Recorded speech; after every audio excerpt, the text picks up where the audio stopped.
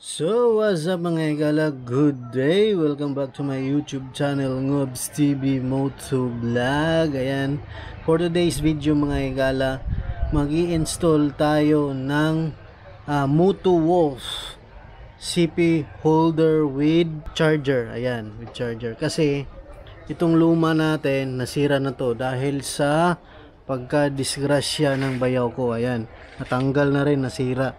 Okay, at saka binaklas ko na rin itong aking head cowling mga higala, kasi nga dito sa head cowling natin itatap yung ating charger.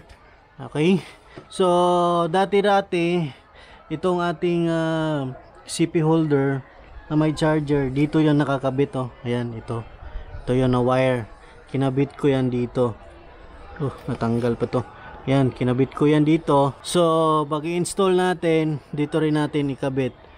Pero may problema tayo kasi wala tayong electrical tape. So, makikitap na lang tayo dito, Ayan, dito tayo makikitap. Tatanggalin muna natin tong ating side mirror. Ikabit natin to. Kabit natin to muna mga higala. Ayan, tanggalin natin yan para makabit natin dito. So, tanggalin muna natin yung side mirror natin.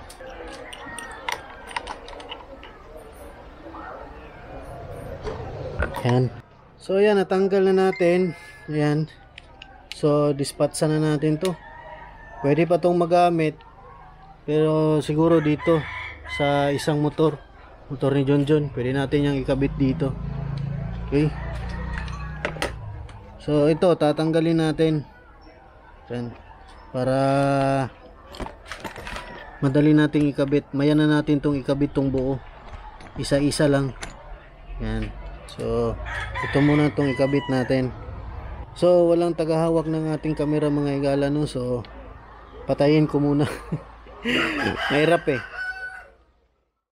Ayun, na-plaster na natin yung ating CP holder. Ayan na po ang ating ginawa.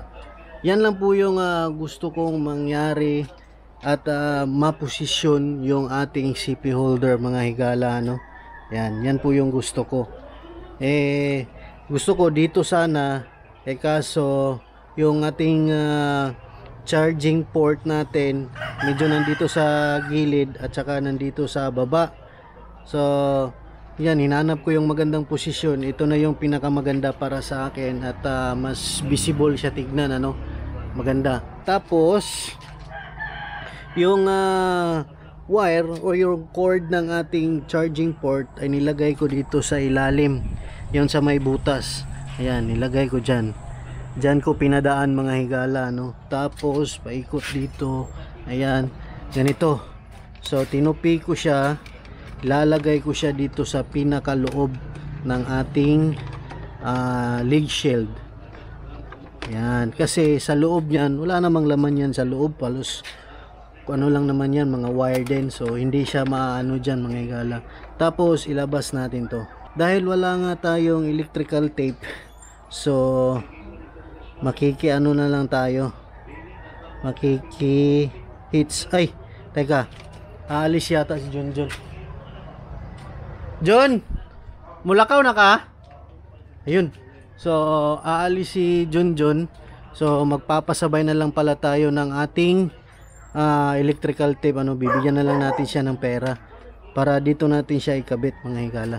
So, ayun, may electrical tape na tayo maya-maya kasi nga aalis si John.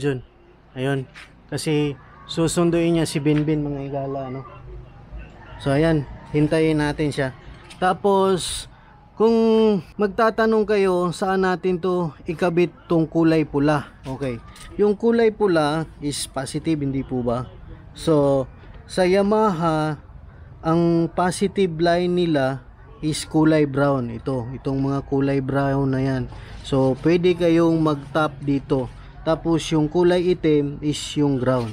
So always remember, basta Yamaha, brown yung live or positive nila mga higala, So dito kasi sa akin ginawa dati, dito ko nilagay sa socket, dyan natin yan kinabit. Okay, at saka yung negative, yung kulay itim naman din. So pwede rin kayo magkabit dito kahit saan basta may kulay brown. Okay? Yan dito, lalo na dito sa ano natin sa gasoline gauge, pwede rin kayo magkabit dito, ano? So dahil mayroon na tong output dito, so dito na lang tayo kakabit mga higala. Okay? So itatap na natin to, tapos hintayin na lang natin yung electrical tape. So ayun mga higala. Naputol yung wire na dapat dito natin to ikakabit dito. So natanggal, ayan no, naputol. So ayan, dito na lang tayo magkakabit mga higala. Ayan. So wala naputol yun dun kasi manipis lang yung wire. So dito na lang tayo magkakabit. Putulin na lang natin to. Ito. So ayan, ikabit na natin mga higala, no, yung ating charger. Ayan dito sa ating source. Yan yung itong pula dito sa brown, tapos yung itim dito rin sa itim. Kung magtatanong kayo kung ano tong kulay puti at saka itim dito na nakakabit, sa LED controller po yan, ano, dito sa aking dashboard, kasi nagpalit nga ako ng LED. Yan kasi laging napupunder yung LED natin sa dashboard. So naglagay ako nito mga higala, LED controller, para hindi kaagad masira yung LED modular natin dito sa loob ng ating dashboard. Okay, kasi dati wala to.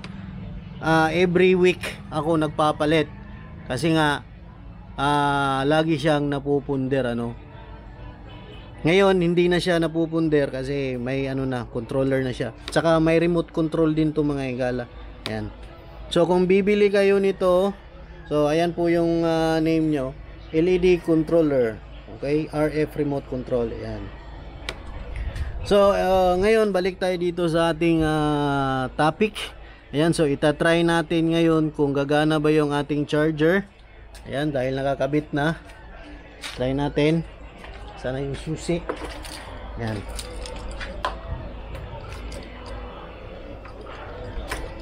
Yan, tapos lagay natin itong Motowolf CP holder with charger mga higala, no, may switch siya diyan, may switch sa may on off yan. Ayan.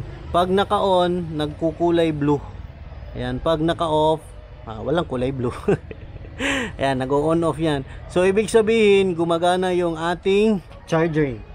So i-charge natin yung cellphone. May cord tayo rito. Ayan, cord.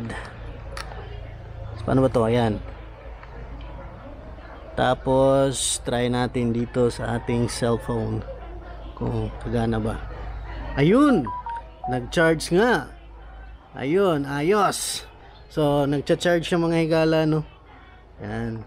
Tanggalin natin, tapos kabit natin ulit.